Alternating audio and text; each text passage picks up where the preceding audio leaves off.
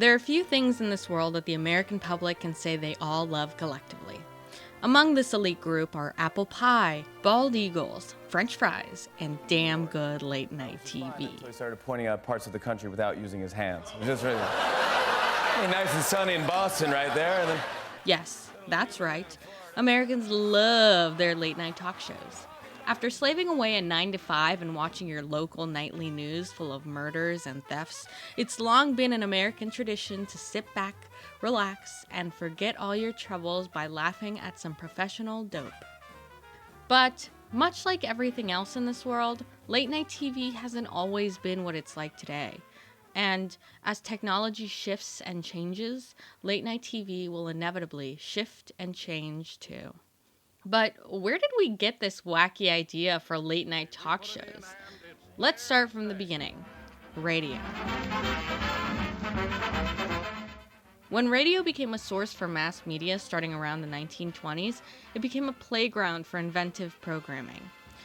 Radio took inspiration from nightclubs, Hollywood, and even vaudeville, and created variety hours that showcased some of the best comedic minds of their time.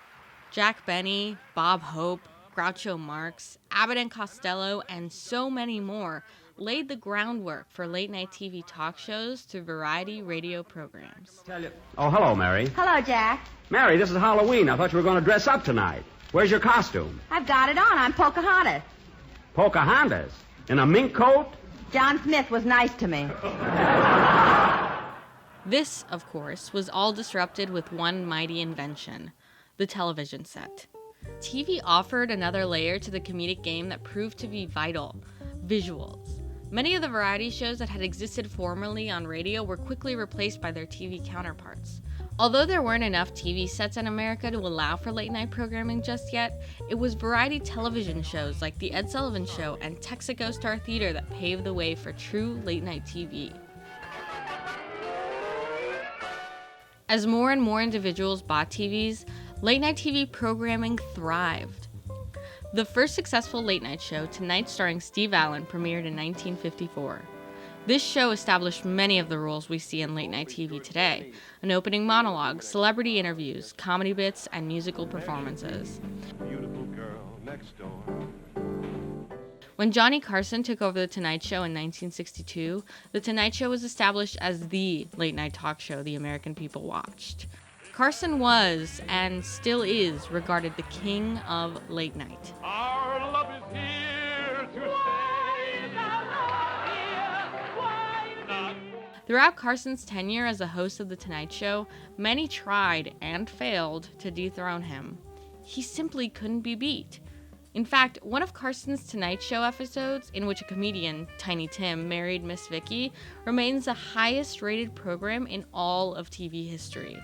45 million Americans were tuned in.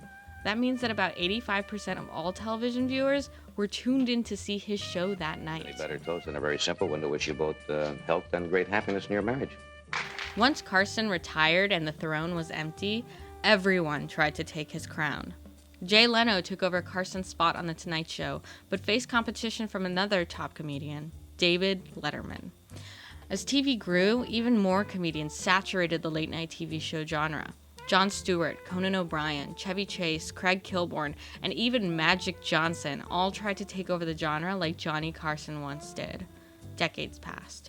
No one has ever come close to the success Johnny Carson had. This is not only because of the saturation of the market, but also because of another neat little invention: the internet.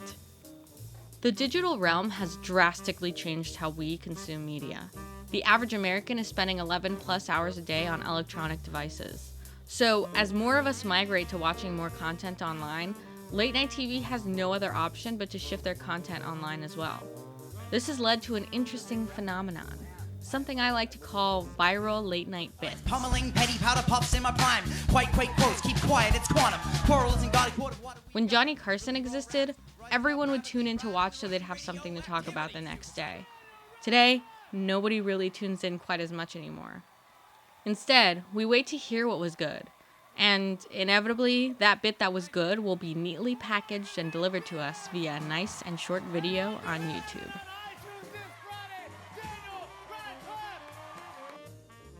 This phenomenon helps relatively obscure late-night talk show hosts like James Corden reach audiences like never before. If your bit is good, it doesn't matter if no one was awake to see it at 1 a.m. It's still got the potential to go viral. No. Yeah. No way. Yes. No way. Oh, he rolled back. No, he did not. What, right, what's he said? He said, you mean tonight, boo-boo, club-wise?